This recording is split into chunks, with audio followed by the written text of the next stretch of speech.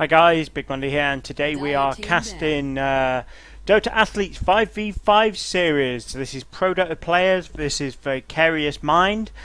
This is actually a replay commentary, this one, but I haven't seen this. I don't know the results. All I know is VM sent me the match ID and said it was a really fun match, or at least one of the two, but I want to cast both games.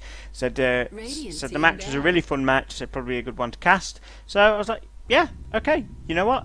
Why not?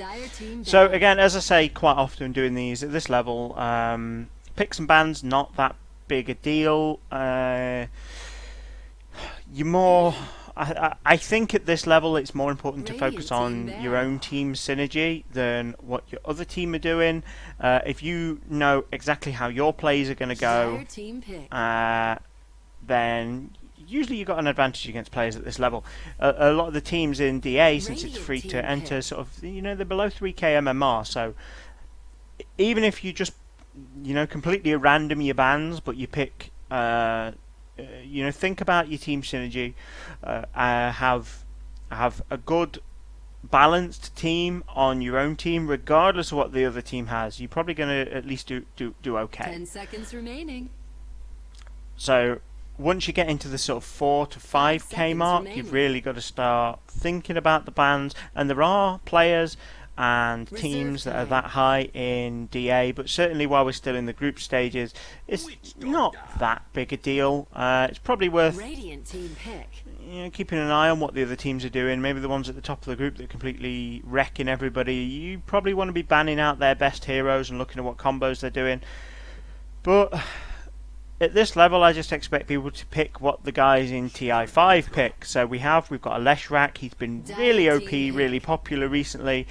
So he's picked up an Earthshaker, but really love Earthshaker. He's a really annoying hero to play against when you don't have a BKB, but he's a lot of fun. Sort of dive in, beat people up, and they just can't do shit about it. They can't run. Dire team ban. It's a lot of fun. So VM banning out the Undying, that's not at all surprising, and they banned out the IO now. VM, obviously they're thinking about their picks here. We've got a hero that can be global. We don't want to face a hero that can respond globally, so it wouldn't surprise me if they ban maybe a Spectre, or maybe they don't want to commit too much of their bans to just banning that global. Maybe ban Nature's, we'll see. Quap and Gyro seem to be getting banned out a lot recently. So Queen of Pain, sort of an all-round really annoying hero to play against. It's a hero that can waste you a lot of time, because if you try and gank her, she escapes. If she comes to gank you, chances are there's not much chance. Unless the team really screws up, there's not much chance for a counterplay because she'll escape. She's got pure damage on her ult, so can be quite problematic to sort of try and tank up against that. So she's just generally an all-round really annoying hero. Okay, so the Storm again. We're blocking out, banning out heroes that can sort of be everywhere. Maybe they're themselves looking for something that can combo with a Spirit Breaker. Maybe the Lifestealer with that new ridiculous Ags combo where Lifestealer eats somebody and then climbs in somebody else. It's just really, really weird. I mean, there was enough jokes with like, oh, Lifestealers inside Crystal Maiden and all that like weird stuff, but now Crystal Maiden can be inside Lifestealer, which is just, oh god. Okay, sorry, I need to get that image out of my head for a moment. I had to, first hero I thought of had to be someone with a staff as well to be inside Lifestealer. Oh god, I can't stop. I literally cannot stop myself. That's what Lifestealer said to Crystal Maiden. Oh, no. It's getting worse. It's getting worse. Anyway, so both teams seem to be taking a little bit more time with the last few picks. Bounty Hunter, I don't like Bounty Hunter in competitive play. I think he gets countered way too easily. I mean, he's really, really good with the sort of bouncing shuriken toss, and if you're really good with him, you can do some really awesome plays to catch retreating heroes, sort of bouncing the shuriken from one target to the next. But that could be really cool. But again, Lena here, I think maybe picked up to take out the Lesh. The counter to Lesh, of course, is to just burst him down instantly. Kill him before his damage over time can kill you. Now, Lesh, he feels like a burst hero because he does have a bit of burst, and his damage over time is so insanely high. But it is damage over time, so if you can just insta-kill him, he does nothing. So I would imagine with the Lesh, maybe we sort of initiate with the with Blink Burrow Strike, Dragon Slave, and Laguna Blade. He's dead in less than a second, and even with a Scepter, with Lesh, he's doing. He's gonna deal about 300 damage to you in that time. Maybe 600 if he gets the Lightning Storm and a Split Earth off. Something in that range. So it's not too much of a problem. The problem with the Lesh is if he's got a Bloodstone, he can just keep all his skills just going and going and going and going and going. Radiant team banned. He just continually puts like 600 damage per second on anybody near him. Also, the anti-mage here, yeah, that's gonna destroy Lesh. Although the Diabolic Edict is physical, so he's still gonna hit anti-mage hard with that, but the Split Earth not going to do much to him. Lightning Storm not going to do it. Pulse Nova not going to do much. He's also quite useful anti-mage against Earthshaker in the early game because Earthshaker, until he gets mana boots, he really struggles with mana. So just a couple of hits from anti-mage, and Earthshaker all he is like he's decorating the lane. He's pretty useless. There's a nice team here from VM. We've got a stun, bash and stun, and then mobility. So basically, any of these guys gets a stun, the rest of them are going to follow it up, and this guy's just going to sit and wait to be fed. Which is nice. Okay, so banning out the Bloodseeker there. Probably really good with a Lesh in and an Earthshaker. Both these heroes tend to initiate a fight by doing damage, a good chunk of damage to everybody. And what that does with the Bloodseeker is it makes him ridiculously powerful straight away right at the start of a fight, and then he can just zip around through everyone and do whatever the hell he likes. So Clink's coming out as the last pick there from Pro Dota Playaz. I really hate Clinks, I must say. I played him for a challenge recently, and it was horrible. I really, really hate that hero. His last hitting is horrible. It's like he's like, oh guys, I just gotta go eat a creep. Just give me 2 minutes, guys. I need to eat a creep. And I'm not gonna hit for shit unless I eat a creep. So you guys are fighting 4v5. And so I played a pub game once where the guy's got a Midas and he'll like walk off during a fight to eat a creep, and then he walks off as the fight is still happening because somehow we managed to like drag the fight out to use his Midas, and I'm like, dude, right click things. I'm not asking much. I just want you to press strafe and then right click things. That's all. But no,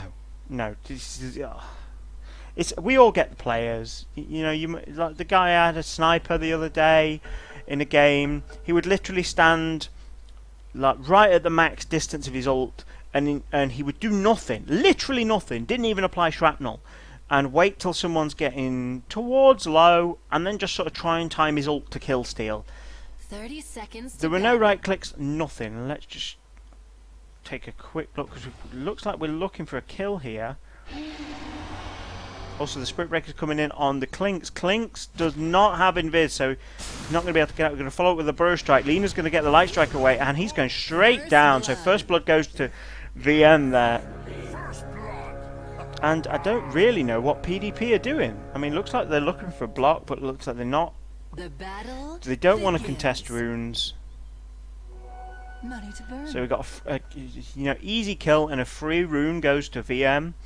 And who got that kill? Let's just take a quick look. The Spirit Breaker got the kill, which is a nice hero to get an early advantage. Obviously, a bit later, you want to make sure the money's going the way of the anti-mage. But Spirit Breaker's going to be ganking a lot, so you want him to become powerful quicker than the anti-mage. I mean, he's not going to become as powerful, but you want him to have a big impact when he ganks in the sort of first 5 to 10 minutes of the game. And that's going to happen here. Okay, really irritating battle going to be going on in the bottom lane. If we can just change to free cam for a minute. So we've got anti-mage. He's going to be stealing mana, as he does. And we've got a Nyx Assassin, who's going to be stealing mana, as he does. So both these guys, after a couple more levels, are going to be just doing nothing to each other. Nothing at all. It's going to be like, guys, we don't need skills. We don't need abilities. But at least the anti-mage, he can rely on these guys. He's got two lovely supports who are connecting a pull here for him. Both these guys got stuns. So if this Nyx shows anywhere, he's dead. Oh, this is really risky from the Nyx. If these guys come around here and spot him, that's going to be another kill. Because we can stun him and we can follow it up. Anti-mage does have a blink ready to go in. We've got a sentry looking for the ward there. I can't believe he's so lucky. I think they decided that they'd rather do the pull than kill him. But if he gets under creep wave and gets that sort of multiple stun from the paralyzing cask, he's going to be pretty screwed. So he's gonna spike Carapace and just walk out, but he's gonna get zoned big time. So okay, top lane, we've got a ward up here, so we can watch who's in lane. We've got no vision to counter the Shadow Walk, but I don't think they really need it. I think basically all he's gonna do is he's gonna show up, he's gonna do some decent damage with Janada, and then he can't trade effectively, so he has to back out. And it's quite a mana hunk. I mean, it only costs 60 mana, so 50 mana to do that, but it's not a lot to be getting done for 50 mana. See, so that's it. We're just going to walk up. I think that was a 91 damage crit. I think the big damage dealer at the minute here is going to be the Clinks with the Siren Arrows, and he can do that without trading with creeps at least, so got some free harass coming from there, but the Spirit Breaker going to be getting more levels because he's solo. If he gets this bash up, he gets huge movement speed as damage. We get a greater bash coming out from the charge. So Spirit Breaker is kind of one of these weird heroes that his damage doesn't seem to be a lot based on what it says in the tooltip. But when you think about it, you get a greater bash on charge, there's a good chance that within a couple of hits you'll get a greater bash. So it's sort of 28% move speed as damage. 28% is just under 100, so there's 80 damage. So chances are you're going to charge, that's 80 damage, and a 1.2 second stun. Chances are you're going to get another bash just from your right clicks while you're there. So there's 160 damage. That's on top of your right clicks. Again, he's got the empowering haste now, so we've got bonus movement speed. So we're now going to do about 110 damage for the greater bash. So 220 damage pretty much every time he charges someone. Currently, so let's say it doesn't seem like a lot, and plus bear in mind there's the stun here, so the chances are if RN Jesus is watching over you, you're going to get a third bash, which is nice, which is then going to put like 330 damage on someone. So you do have to pray to RN Jesus with this hero, because his attack speed at the start of the game not great, but you pray to RN Jesus, he answers your prayers, easy kills. Easy kills. So like 3 bashes is like 300 damage. That's like half of Earthshaker's health, even if you don't take the right click damage into account. So it can really do stuff. Again, that's more than half of Clinks' health. He has to be careful because if he charges in, he's got no way to get out. But obviously, he's melee against a range, so he's going to be struggling a little bit. But we've got a gank perhaps happening down in it. He's looking for the supports. The Senking, obviously, he's just jungling. He's chilling. All he's going to do, really. We're blocking the camp. Oh, what a waste. That is quite likely going to cause VM to waste a ward, though, because they're going to come down here. You can see it's not spawned, and they'll think, oh, it must be warded. So we're going to pop some sentries, waste a little bit of time. And sometimes creating space is the most important thing. The question is he going to risk punching the Senking? The Senking's level 4. He's got, oh, I like that icon on the Burrow Strike. That's pretty cool. Just got 160 damage. I don't think either would be able to kill the other. I think it's a bit of a stalemate there. So let's come down. Let's see how Anti-Mage is doing. Okay, so his farm's going okay. He's got 34 last hits. Just before 6 minutes in. Nyx, obviously, he's going to have been getting zoned a lot, but he's maxing his stun by the looks of it, so between the Spike Carapace and the stun, he's got a good chance of being able to get out. Bountiful. Bit of a weird... I don't think I've ever seen anyone do that. Not in a pub game, certainly. Go 2 levels of stats, so we've got mana... 1, 1, 1, 1, and 2 stats. That kind of makes sense. Considering the mana cost to blink, how much mana he's got right at the start, it's... maybe. Ooh, we just had a kill on the Earthshaker. Okay, so we've got Spirit Breakers charging in, and we've got the Lina there to follow up with the stun. So, oh, and the ult comes out too with the Lacuna Blade, and she's got a haste rune in a bottle. It's sitting in a bottle. She's going to be straight out of there. But you see what I mean with the Spirit Breaker? He's now in 34% of his move speed as damage, which is 120, about 130 damage. A couple of bashes there. That's like 250-ish damage. Oh, and he's going to go in again on the Clinks. So 1 bash, that's like 130 damage. And the Clinks is, obviously, we don't have any detection down here yet. So, oh, that's really good. A bottle on Spirit Breaker can be really useful because after you charge, you decide to cancel your charge, you end up somewhere in the middle of the map, near your runes. Can be useful. Looks like PDP looking to set up a kill on the Lina here. We've got Earthshaker. He's just hanging back. If we can catch Lina up a bit too aggressively, but I think Lina smells a rat here. There's not a lot of heroes about, so she smells a rat. Let's just go with player perspective on the Lina for a moment. She definitely smells a rat because there's only one hero showing at the moment for her. So it looks like the Lina and the Witch Doctor are sort of going to group up. Getting ready to back each other up. Sanking's... yeah, they're all VM smell a rat here, so they're sort of... we're swinging around, getting ready to sort of counter-initiate. Tower is under attack.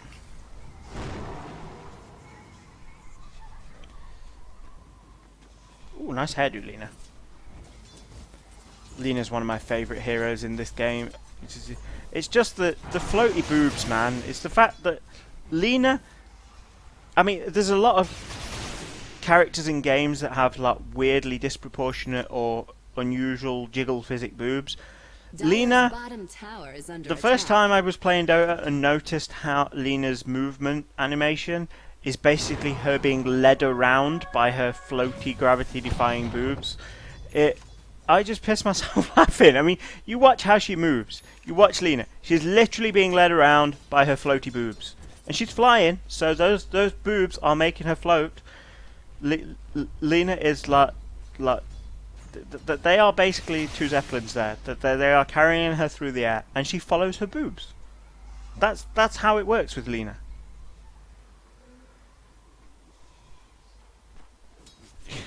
I love that hero. Okay, so we'll go back to direct. It looks like PDP have given up on that kill. I don't think much is going to happen really bottom lane with this AM. But he's getting really good farm. Looks like okay. Okay, so Spirit Breaker going to heal back up. See, this is why it's really useful on that hero. Are we going to pause? Give me a sec. Come on, guys. I'm all talked out now. I've already discussed the floaty boobs and like noobs playing ridiculous strategies. So I'm running out of things to do. It looks like we've got the Nyx is going for a kill on the Witch Doctor. Maybe this is a tactical pause. He's pausing to go, Nyx, what are you doing, man? All of VM are like nearby. I mean, Lena's not, and technically Spirit Breaker's miles away, but Spirit Breaker has a bottle so he can get healed up, and he can charge. He can be there in like 10 seconds.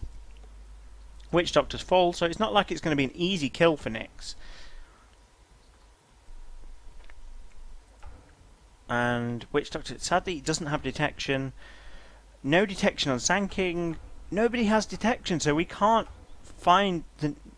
Oh, Spirit Break has the detection. So if Nyx shows... Spirit Break can get the charge on him. The charge is just gonna... It follows Invis Hero, so that's not a problem. So he'll charge in, he'll dust. Everyone will follow and kill that Nyx. So I think the Nyx may be thinking, can I blow this guy up? But if he does, he's going to regret it. He really is. Because even if he blows him up, the Sand King's going to grant vision. The Sand King's going to grant vision for the charge, even if he doesn't get the charge off before the Witch Doctor dies. Back. Go. Okay, brilliant. So let's take a look what he's planning. Oh, he's going to go for the Sand King. But Sand King goes invisible at the last second. He's not going to live. But yeah, we've got the charge coming off. Let's watch Spirit Breaker's position now. So Spirit Breaker's going to come in. He's going to dust immediately. We've got the Witch Doctor. Oh, nice stun from the Nyx to get out. And we've got the Earthshaker coming in to help there. That's Spirit Breaker got to be really careful. He's still got a bottle charge. Still got dust ready if they can get a kill. He's got the urn ready. Lots of time wasted there. Nice clean escape from the Nyx Assassin there as well. That's one of the problems with the Nyx Assassin. He's a really, really annoying hero to catch. Dire's middle tower is under attack. Okay, so switching the lanes up a bit here. Bounty Hunter looking for a kill bot. Maybe he's come to gank the Anti-Mage, and Anti-Mage is gone. Anti-Mage has gone top. Spirit Breaker going to dive for a kill on Clinks. He's got dust. That's got to be... Okay, ult and dust him. And his charge is going to be back up in a sec, but he's going to die to the Clinks' right clicks. He bit off more than he can chew there big time. Not a good fight for the Spirit Breaker. He needs more items. I mean, maybe one more level, one more strength item, anything to help with that. If he was praying to RNGesus, it was a really risky play if he was praying to RNGesus. Because he basically had to rely on RNGesus to keep him alive then. Top tower is under attack. But Anti-Mage, you know, he's getting reasonable farm. It looks like he's easily going to have a 15-minute Battle Fury. By the way, that's not Anti-Mage's items. It shows you the last lot of items from the last person's player perspective you looked at. Okay, so we've got another charge coming out on the Spirit Breaker. Going for the Leshrac. I don't think he's going to be able to get this either. This Spirit Breaker being way too aggressive. He's just getting his time wasted. He's like diving in and he's got no follow-up. Now that wasn't too bad because obviously if he's died, sometimes you can get a charge just to get back to lane. That may have been his intention, just get into lane. I want to punch the Leshrac while I'm doing the charge. Oh, looks like we may lose the Anti-Mage here to the Clinks. Clinks has got a lot of magic damage, but he's also he's right click based. We've got the track coming out. Was that a track kill? Track uncalled? No, he didn't get the track off in time, but still, that was a bit risky for the Anti-Mage there.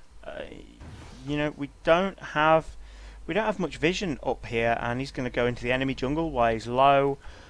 Maybe if he'd had lifesteal, it might have been worth the risk, because at least it would have healed him up. But all he's going to be doing there is hanging around in the jungle himself, and with the Clinks around, you don't want to be doing that.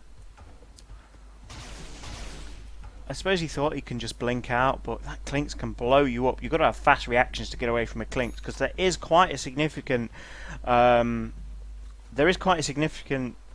cast animation delay on the blink. Obviously, he likes to do this little pirouette, and that's what gets you killed.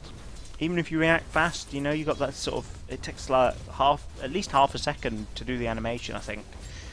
It's really long. So okay, so we've got Spirit Breaker back down here now. He's looking for initiation, but decides he's going to go help bot. Who've we got bot? We've got we have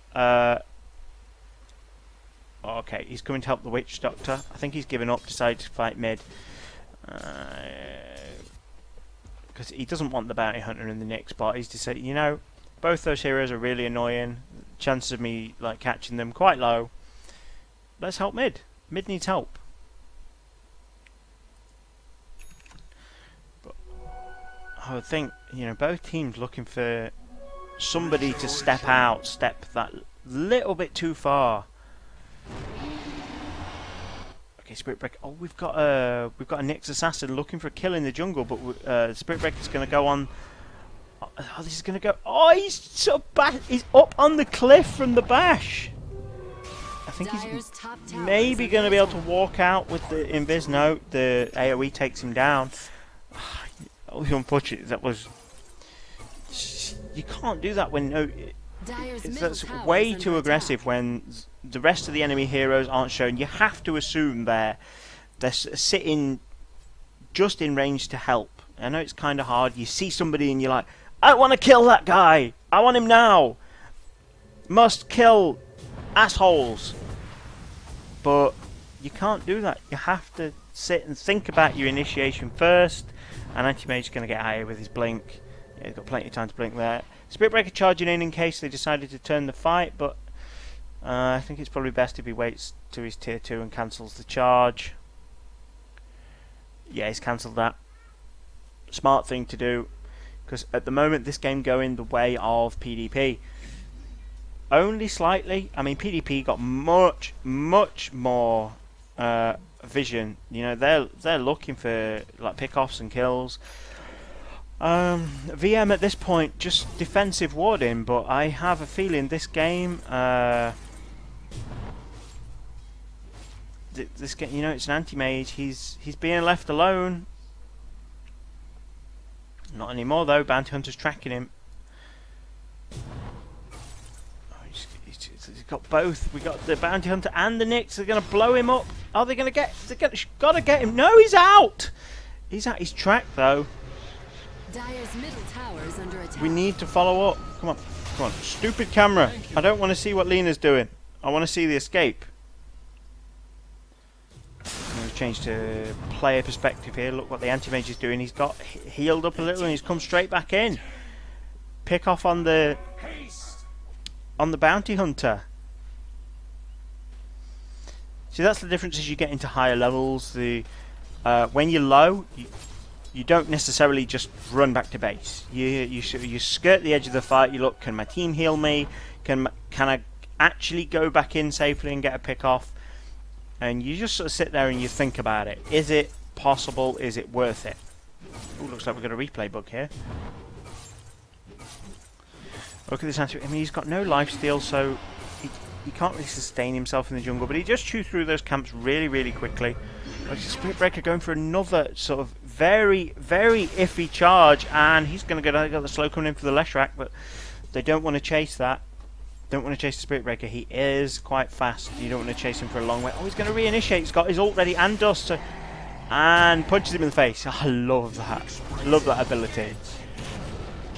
But the Lesh is sitting up on the ledge. He's just skirting the battle though, looking for an opportunity for the Spirit Breaker maybe to blink it. Do we have a blink? No blink yet on the Earthshaker. And that's a 1-for-1 trade.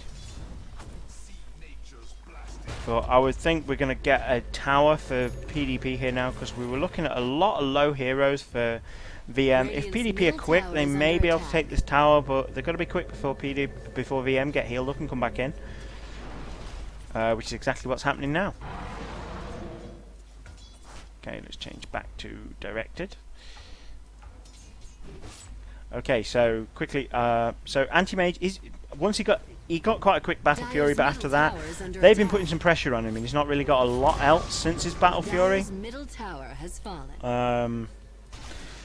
Lina, okay, she's got some sustain now, she's got some decent mana regeneration to go with the ball, and the Yule Scepter, really useful item on Lina, because you just, once you've got a few charges of the Fiery Soul up, you just zip around everywhere and nobody can catch you. Especially when she's near a Spirit Breaker and he's giving her that aura. You know what aura I mean. Okay, SK, does he have? Okay, SK has a blink, so now he's going to have some good impact with his epicenter. Obviously, it's been a little bit delayed because he's been chewing through some wards. Spirit Breaker is struggling a bit at the moment. He's not got a lot. Earn boots and a gloves of haste. Please, I really hope that's not going to be a Midas. I would hope that's going to be power treads. Witch Doctor again. He got nothing because he's been buying most of the wards this game. But as it stands at the moment, PDP winning the vision battle. We've got way more vision, so Earthshaker still no blink though, so we can't get a good initiation for PDP. But Witch Doctor going to drop his ult right in the middle of PDP, and we straight away lose Leshrac, and two more heroes, Clinks and Nyx, go straight down. We've got Spirit Breaker up top. He has detection, but it's on cooldown. Did he already pop one? Okay, so that's all 5 go down for PDP.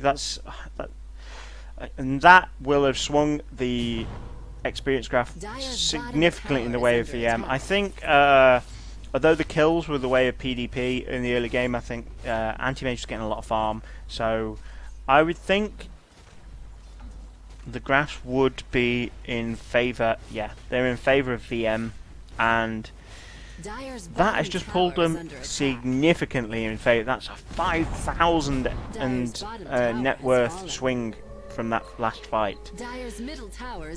So this is the point now. The Anti-Mage really going to start hitting hard now. He's finally going to start picking up. I mean, the Battle Fury is more a farming item. Now he's going to start picking up damage. We've got Lina. She's pretty much always going to have mana for ult now. Always going to have mana for combo. Spirit Breaker, he's not really getting a lot. He's going to get wrecked by that.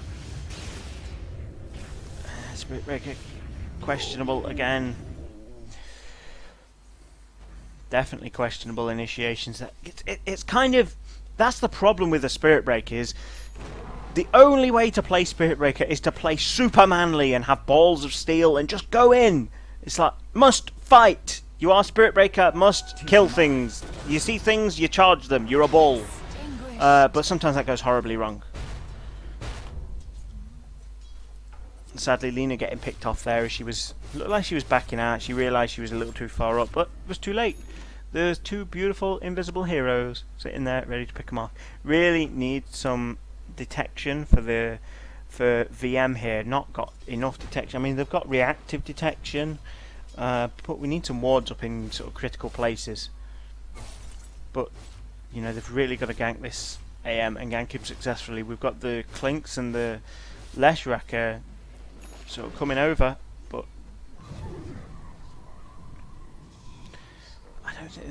I don't think they can get him. I mean, the Lesh has got the stun, but it's hard to hit. We do have an Orchid on the Clink, so if he gets Orchided, this could be a kill. He's going to dive the tower to try and blink. Nice play if that had worked though. Run towards the tower because it's the way to take the least damage from heroes. Put some distance, wait for the silence to come out, and then blink into the trees to escape. But now the Clinks has got that Orchid. He can kill everybody. Everybody. Nobody should be going solo now. Regeneration. Radiant's bottom tower is okay, so under now we attack. have an invisible Spirit Breaker coming. That's going to be fun. Being hit by a giant charging ball that's invisible. You really don't want that. That's like Rape Train has no brakes, my friend. Rape Train has no brakes. Radiant's bottom tower kind is of- under attack. It doesn't have any breaks, but this rape train's a bit slow. Does have life steal now though, Radiant at structures least. are fortified. Finally buying himself some Radiant's small bottom tower items. is under attack. And he's not going to make it in time for that tower. Nope, Radiant's and he's bottom just tower charged has past fallen. a Nyx assassin. So I think Nyx going to come down here, hope for a pick off on the Spirit Breaker now that his charge is down for a few seconds. Maybe realise, you know what, there's a lot of guys here. I should not initiate because I will die. But I can't believe VM still hard, struggling with warding. That's the problem when you die a couple of times. As a support, you just don't have the money for wards. I mean, a lot of people always rage at supports. You're like, dude, ward, buy wards, buy wards, buy wards, buy wards. And it's like, dude, I'm a support. I'm getting blown up in like, every time somebody finds me, I die. I need a little bit of health just so I can survive their initiation and skirt the battle. Okay, so we've got a smoke coming out from VM here. Yeah, supports want a little bit of health so they can skirt the battle. But if they're spending all the money on wards, they don't get items to get health. And we've got the Lena stun to follow up, and she's got to follow this up with the Laguna Blade, looking for one of the Invis heroes, I would think, so they can't carry on being annoying. But we lose the Lesh for a Witch Doctor there, but I can hear Malediction ticking on somebody. And what is he? I think the Earthshaker decided, you know what, I'm going to die here, so I'm going to try and get a trade for it. So Lena going to be fine now, I think. She really needs to get back and get healed before before backup turns up for PDP. But I don't know what he is thinking. Okay, so that's a trading damage there. Not an efficient trade, but he was trading damage. Looks like we've got a Vlad's coming out on the anti-mage. Not a bad item. It's a cheap way to get some armor and some lifesteal. But I always prefer, if my supports can afford it, try and get the Vlads on your supports, because yeah, a Vlad's, it doesn't give you damage. Not a lot of damage. It gives you a little bit of extra damage, but all the effects of the Vlads you can get from somebody else. So why not put like a Daedalus in that slot, or a rapier, a divine rapier? Why not? The point is, your supports can carry it. I just think if they can, they should. Get them to track around, follow anti-mage, give him the extra damage. Ooh, blown up. Love that. I love the sound of the Laguna Blade. I mean, the delay as well. It's you hear it, and you know you're dead, but you're not dead yet. You know you're going to die. You know you're going to get sliced in half by that blade of lightning. Okay, so PDP coming up top now. They're looking for the anti-mage again. Clinks is going to initiate on him, but he's going to get out. No Orchid. No Orchid. Clinks could not get close enough. Oh, and we've got a gem here, so the Nyx going to get blown up. SK's had a gem now for about 5 minutes. Obviously the PDP not spotted it out. I mean, he is quite a squishy hero though, but he has the advantage that he can sit at the back. Between his blink and the Burrow Strike range, he can just skirt the edge of the battle, come in when he's needed, pop his ult, murder people, and then run back. And Laguna Blade's up again. That's a short cooldown. Okay, maybe I just got carried away. Time flies when you're having fun, guys. So Lesh, at least he's got a Bloodstone. He's not going to be dead for too long. Did he commit suicide then? Dire's middle tower is under attack. No, they got him. No, the cooldown's way too long. He must have committed suicide last fight. But Spirit Breaker going in too deep again.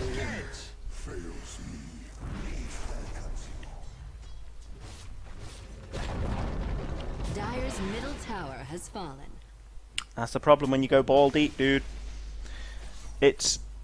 You go ball deep, and it pays off. It always pays off really well, but when you go down hard. And to be honest, he doesn't need that much to sort of help him from it. He's going Mask of Madness when he's getting blown up. Radiant's bottom tower is I under mean, Mask of attack. Madness, really great item on Spirit Breaker. You know, it helps you sort of permabash people. Well, it looks like the Clinks and the Nicks are looking for a kill on the Anti-Mage. He's not going to be able to get out, though. He's just going to keep getting chain stunned. Manta's out of it. Oh, he's going to TP out. Oh, and he's out! That was amazing! Actually, I've got to take a look at that again. In slow motion, let's take a look Radiant's at bottom tower is under Anti-Mage's attack. player perspective. So he's just farming, he's happy, he's farming, he's an Anti-Mage, they love farming. Farming is good. And then arrows come in out of nowhere, and they're just huge damage. We get stunned by the Clinks. It looks like he's waiting to Manta out of the silence. What is he looking at? He's looking for his escape route here. So, yeah, I mean, brilliant escape there. I mean, he was looking, he knew he was going to die, so rather than looking at the fight, he was looking around him. He's looking, are there heroes here? Can I escape? And now he's watching the fight still. No, that was somebody else's perspective. Yeah, so back to directed camera, and let's put us back to normal speed and watch Spirit Breaker come dive in again. Looks like we're going to have... Is he going to be able to pick off the Nyx before Nyx gets back up, though? I mean, he's got the mask, but he's spiky Carapace. Clinks is going to take Witch Doctor out immediately. Spirit Breaker going to chase down. He really wants that Nyx, the Spirit Breaker, so Nyx is going to go down because we've got the rest of VM coming in to block him, helping the Nyx, and looks like they're going to chase for the kill on the Bounty Hunter. Double kill. Got Earthshaker hiding in the Roche pit. What was the dust for?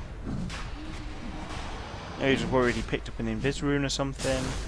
But that's him going down. So all 5 of PDP are dead. Oh, are we going to take Roche here? We're going to see a Roche. We've got Anti-Mage punching away at the Roche. Sanking quite low, so he's just going to apply the Sand Cloud. Do a little bit of damage. So they're all low here. They've got, if they're going to do this, they've got to do it before PDP come up. Because PDP got to know. The first thing they're going to do, I would think, is come check. Dude, you have earn charges. Use them. Heal. You need to be ready to come back in and fight in case PDP come and check. So we win a fight and we get a Roche for VM there. It's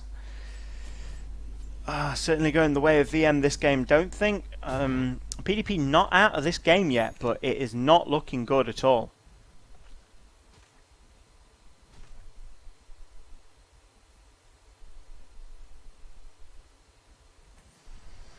Okay, come on.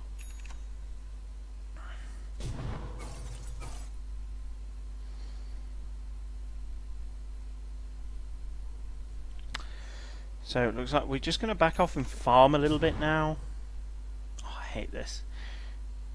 To be honest, knowing the games I've seen of VM, I think, you know, they're going to put the pressure on now.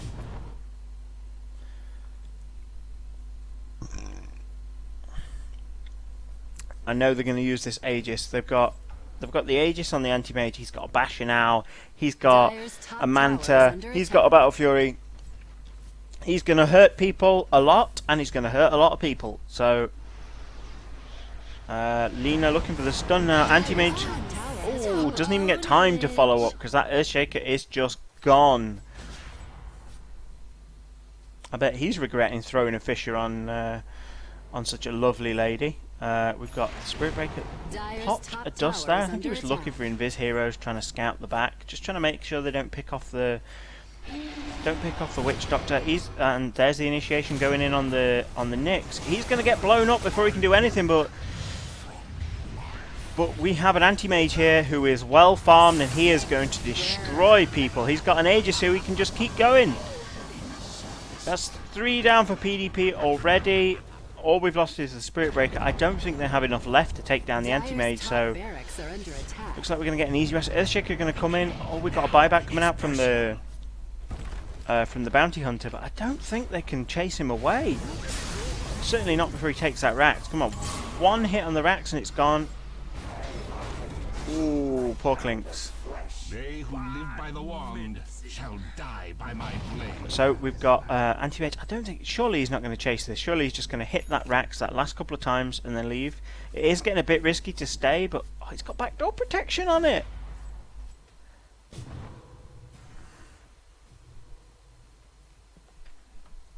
Well, anti-mage got a lot of farm now. He has 3,000 gold. He's got a lot of items, and he's got 3,500 gold. He's going to be a problem. And I don't think there's a lot PDP can really do about this now. I think certainly VM has got a much better late game with that anti-mage. They're really relying on sort of the Earthshaker to do some right click with the enchant totem, and bye bye Lesh. One bloodstone charge. That's got to be GG now. Oh, Boots of Travel on Lena, lovely. That is so.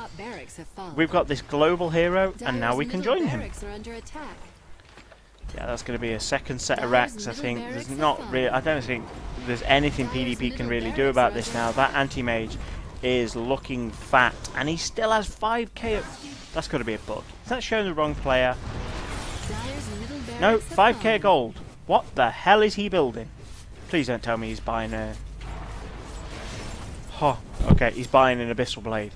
I thought he. Oh, you don't want to know what I thought. This is going to be 3 sets of racks within about 2 minutes. Godlike. Come on, direct to camera, do your job. Direct to camera, do your job. There we go. So that's GG call from PDP. To be honest, I think they might as well have let him finish it, because it was going to happen in the next minute anyway.